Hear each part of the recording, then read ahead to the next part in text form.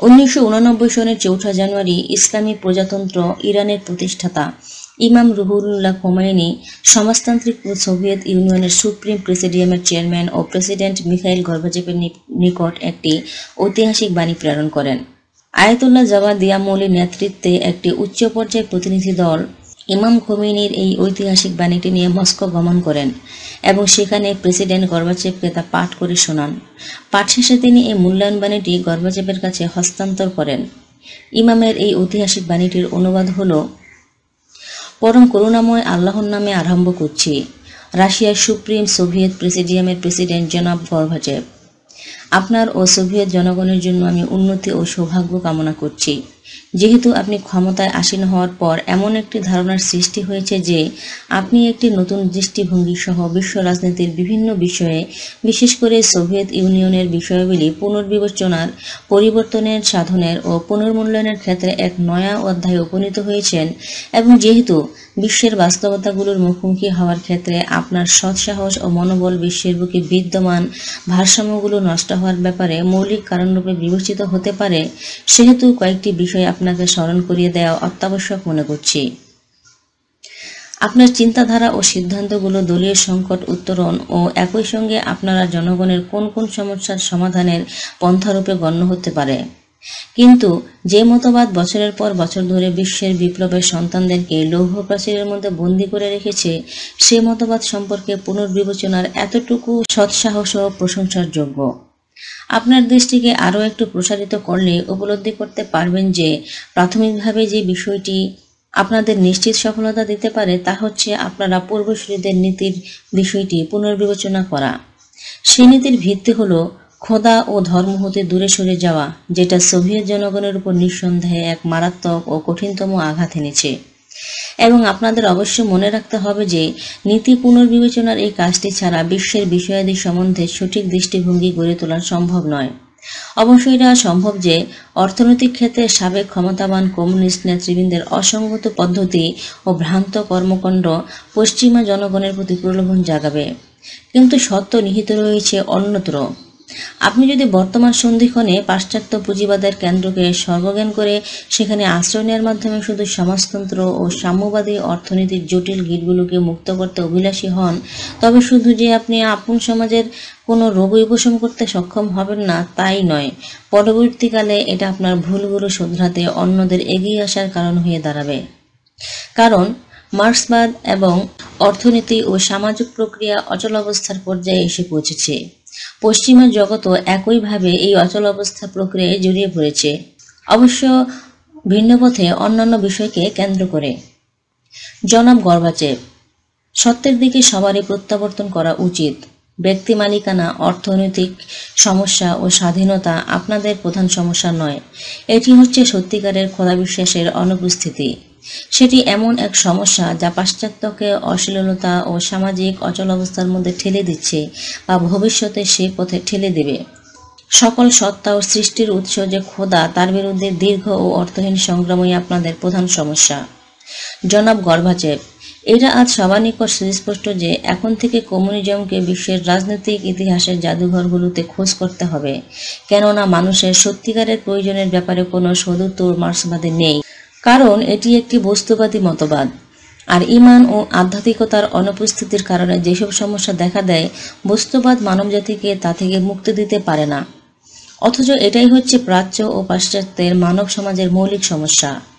জনাব গর্বাচেভ, মার্ক্সবাদের কোনো কোনো বিষয়ের ব্যাপারে আপনি এখনও আপনার পৃষ্ঠপোষকতা প্রদর্শন করেননি, এবং হয়তোবা বিভিন্ন সাক্ষাৎকারে সেসবের প্রতি আপনার পুনর্বিশ্বাসের কথা প্রকাশ করা যাবেন। কিন্তু আপনি জানেন যে বাস্তব অবস্থা তা নয়। সাম্যবাদের উপর প্রথম আঘাত হেনেছেন চীনের নেতারা, আর দ্বিতীয় আঘাত এসেছে আপনার থেকে, এবং সম্ভবত এটিই চূড়ান্ত আঘাত। আজ বিশ্বে কমিউনিজম নামক কোনো কিছুর অস্তিত্ব নেই, কিন্তু আমি আপনাকে গুরুত্ব সহকারে বলতে চাই যে মার্ক্সবাদী কুহেলিকার প্রাচীর ভাঙতে গিয়ে পাশ্চাত্য ও বড় শয়তান এর জিন্দানখানায় ধরা দেবেন না।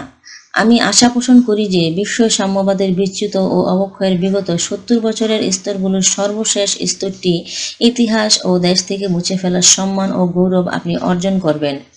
অভিন্ন লক্ষ্যের অনুসারী আপনাদের সহগামী সরকারগুলো যারা তাদের মাতৃভূমি ও জনতার জন্য অন্তরে বেদনা অনুভব করে, তারা এমন এক কমিউনিজমের সফলতা প্রমাণের জন্য আর তাদের ভূগর্ভস্থ ও বহিস্থ কোনো সম্পদ ব্যবহার করতে প্রস্তুত নয়, যার হাড় ভাঙার আওয়াজ তাদের সন্তানদের কানে পৌঁছে গেছে।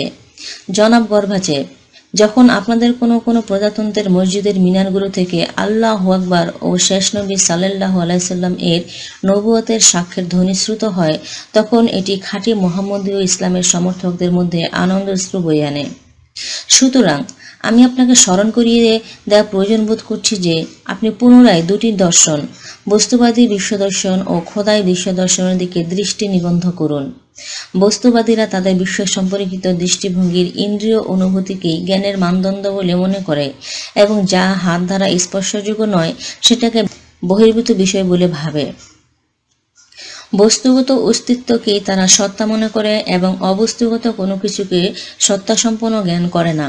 এর অনিবার্য কারণেই মহিমান্বিত খোদা, ওহী, নবুয়াত ও পুনরুত্থান দিবস ইত্যাদি অদৃশ্য বিষয়বলিকে তারা কাল্পনিক কল্পকাহিনী বলে বিবেচনা করে। অপরপক্ষে খোদাই বিশ্ব দৃষ্টিতে ইন্দ্রিয় অনুভূতি ও যুক্তি বুদ্ধি এই দুটিতে যা সত্য বলে প্রতিভাত হয় তাকে জ্ঞানের মানদণ্ড বলে ধরে নেওয়া হয়, যদিও তা ধরাছোঁয়ার বাইরে। সুতরাং অস্তিত্বের আত্মিক ও বস্তুগত দিক রয়েছে এবং অদৃশ্য জিনিসও অস্তিত্বমান।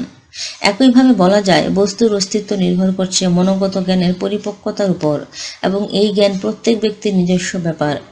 অর্থাৎ ইন্দ্রিয় বহির্ভূত বস্তুর অস্তিত্ব ততটুকুই ব্যক্তির কাছে প্রতিভাত হবে যতটুকু উৎকর্ষ সে অর্জন করতে পেরেছে। আসলে দার্শনিকদের সমস্যার গোলকধাঁধায় আপনাকে ঠেলে দেয়া আমার অভিপ্রায় নয়। বিশেষত ইসলামী দর্শনের কথাও আমি বলতে চাই না। দুই একটা উদাহরণ উল্লেখ করেই আমি যথেষ্ট মনে করছি, যেগুলো রাজনীতিকদের উপকারে আসবে। এটা বলা বাহুল্য যে পদার্থ এবং বস্তু যাই হোক না কেন এসব নিজের ব্যাপারে সচেতন নয়, কিন্তু স্পষ্টতই আমরা প্রত্যক্ষ করি যে মানুষ ও পশুরা নিজ নিজ পারপার্শ্বিকতা সম্বন্ধে সচেতন। তারা বুঝতে পারে কোথায় তারা অবস্থান করছে এবং তাদের চারপাশে কি ঘটছে। সুতরাং পশু ও মানুষের জীবনের মধ্যে এমন কিছু রয়েছে যেটা বস্তুর ঊর্ধ্বে এবং বস্তু জগৎ থেকে স্বতন্ত্র। বস্তুর মৃত্যুর পরও সেটা বিনাশ হয়ে যায় না। প্রকৃতিগতভাবেই মানব সন্তানরা সব দিক থেকে চরম উৎকর্ষে পৌঁছতে চায় এবং আপনি উত্তমরূপে অবগত আছেন যে মানুষ পৃথিবীতে চূড়ান্ত ক্ষমতার অধিকারী হতে চায়। সুতরাং অবশ্যই একটা চূড়ান্ত ক্ষমতা ও চূড়ান্ত জ্ঞানের অস্তিত্ব রয়েছে এবং সেটি হচ্ছে মহামান্বিত খোদা। জনাব, আপনি যদি এই বিষয়ে গবেষণা চালানোর অভিলাষ পোষণ করেন তাহলে আপনি গবেষকদের ফারাবি ও বু আলী সিনার অর্থাৎ ইবনে সিনার মাসসাই দর্শন বিষয়ে চিন্তা গবেষণা করার নির্দেশ দিতে পারেন, যাতে এটা স্পষ্ট হয় যে কার্য ও কারণ অর্থাৎ কজ অ্যান্ড ইফেক্ট যার উপর সকল জ্ঞান নির্ভরশীল, সেটা যুক্তির বিষয়, ইন্দ্রিয় অনুভূতির ব্যাপার নয়। এবং আপনি তাদেরকে জনাব সোহরওয়ার্দীর ইশরাক দর্শন নিয়ে পড়াশোনা করার জন্য বলতে পারেন, যাতে তারা আপনার নিকট এই বিষয়টি ব্যাখ্যা করতে পারেন যে বস্তু বা পদার্থ ও অন্যান্য বস্তুগত সত্তার জন্য প্রয়োজন অন্তরের নূর বা আলোর, যে আলো মানুষের ইন্দ্রিয় অনুভূতির ঊর্ধ্বে। আর নিজের সম্বন্ধে মানুষের অভিজ্ঞতালব্ধ সত্যের জ্ঞান ইন্দ্রিয় অনুভূতির বহির্ভূত বিষয়। আপনি আপনার দেশের পণ্ডিতদেরকে সদরুল মুতাআল্লিহিনের মহান দর্শন সম্বন্ধে পড়াশোনার জন্য বলতে পারেন, যাতে তাদের নিকট এটা স্পষ্ট হয়ে ওঠে যে বৈজ্ঞানিক সত্য এক জিনিস ও বস্তু ভিন্ন জিনিস এবং মানুষের প্রত্যেকটি চিন্তা কল্পনা বস্তু থেকে পৃথক এবং তা এমন নিয়ম দ্বারা নিয়ন্ত্রিত নয় যেটা বস্তুকে নিয়ন্ত্রণ করে। আমি আপনার নিকট ইসলামী চিন্তাবিদদের বিশেষ করে মহিউদ্দিন বিন আরাবির কর্মসমূহ উল্লেখ করতে চাই না। আপনি যদি তার দৃষ্টিভঙ্গি অবগত হওয়ার আকাঙ্ক্ষা পোষণ করেন তাহলে আমি আপনার কিছু সংখ্যক বিশেষজ্ঞকে কমে পাঠাতে পারেন, যাতে আল্লাহর উপর ভরসা করে কয়েক বছরের মধ্যেই তাদের জ্ঞানের ও গৃহের গভীরতা অনুধাবন করতে পারেন। জনাব গর্বাচেভ, ইসলামের উপর গভীরভাবে গবেষণা করার জন্য আমি আপনাকে আহ্বান জানাচ্ছি। এটা এই জন্য যে ইসলাম ও মুসলমানদের আপনাদের প্রয়োজন রয়েছে, বরং এজন্য যে ইসলামের মহান ও চিরন্তন মূল্যবোধ সকল জাতির সুখ স্বাচ্ছন্দ্য ও মুক্তির উপায় হতে পারে এবং যেটা মানব জাতির মৌলিক সমস্যাসমূহের গিট খুলে দিতে পারে। আপনি যদি ইসলাম সম্পর্কে খুব গভীর ও সূক্ষ্ম দৃষ্টি দেন, তাহলে আফগান সমস্যা এবং এমনি ধরনের বিশ্বের অন্যান্য সমস্যা থেকে আপনি চিরতরে মুক্তি পেতে পারেন। দুনিয়ার সকল স্থানের মুসলমানকে আমাদের দেশের মুসলমানদের মতোই গণ্য করি এবং সকল মুসলমানকে আমরা আমাদের এই ভাগ্যের শরীক ভেবে থাকি। কোনো কোনো সোভিয়েত প্রজাতন্ত্রে ধর্মীয় আচার অনুষ্ঠানের উপর কিছুটা সহনশীল মনোভাব প্রদর্শন করে আপনি এটা দেখিয়ে দিয়েছেন যে আপনি ধর্মকে আর আফিম জ্ঞান করছেন না। হ্যাঁ, যে ধর্ম ইসলামী ও অন-ইসলামী দলগুলোর বস্তুগত ও আধ্যাত্মিক সম্পদসমূহ পরাশক্তি ও অন্যান্য শক্তির কুক্ষিগত করার মাধ্যমে হয় এবং গলাবাজি সহকারে এটি বলে যে ধর্ম রাজনীতি থেকে পৃথক, সে ধর্মকে আপনি আপনার সমাজের আফিম বলতে পারেন। তবে এটা কিন্তু সত্যিকারের ধর্ম নয়। এটা এমন এক ধর্ম যেটাকে আমাদের জনতা মার্কিন ধর্ম বলে আখ্যায়িত করেছে। উপসংহারে আমি স্পষ্টত এই ঘোষণা করছি যে ইসলামী দুনিয়ার বৃহত্তম ও সর্বাধিক শক্তিশালী ঘাঁটি ইসলামী প্রজাতন্ত্র ইরান সহজেই আপনাদের ব্যবস্থাপনায় বিশ্বাস শূন্যতা পূরণ করতে পারে এবং অতীতের মতোই যে কোনো অবস্থায় আমাদের দেশ সৎ, প্রতিবেশী সুলভ ও পারস্পরিক সম্পর্কের নীতিতে বিশ্বাসী এবং সেগুলির প্রতি সম্মান প্রদর্শন করে।